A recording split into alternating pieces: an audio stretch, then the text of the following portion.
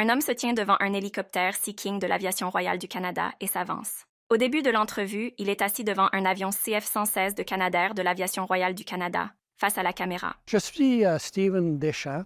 Mon titre est lieutenant-colonel retraité Stephen Deschamps et je suis le colonel honoraire de 443 Escadrille maritime de Victoria. Je me suis enrôlé comme un officier de la réserve en 1975. Je me suis réenrôlé en 1979 dans les forces régulières avec l'Aviation royale du Canada.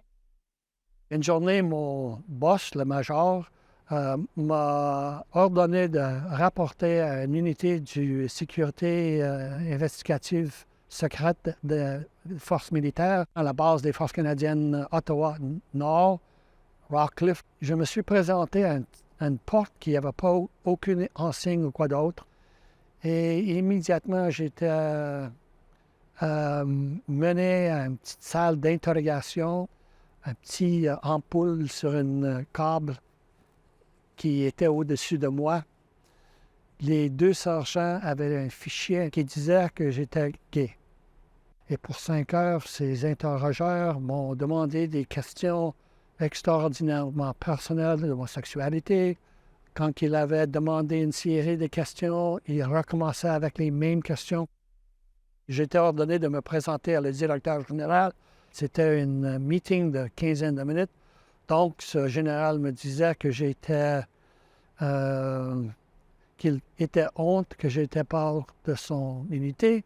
La loi, dans le temps, nous congédiait à la porte. Le règlement nous dit qu'il n'y a pas de place pour un personne comme toi dans les forces canadiennes. J'avais perdu la chose qui était dans le centre de mon esprit, la chose qui me définissait comme une personne, un officier des forces canadiennes dans l'Aviation royale du Canada, m'a été tiré comme si on prenait mon cœur et l'arrachait. Le logo du Musée de l'aviation et de l'espace du Canada apparaît sur un fond blanc. Il est suivi de l'adresse du site web, ingeniumcanada.org. Le titre, développé avec le soutien généreux de la Société Musée national de l'air, apparaît suivi du mot symbole du gouvernement du Canada.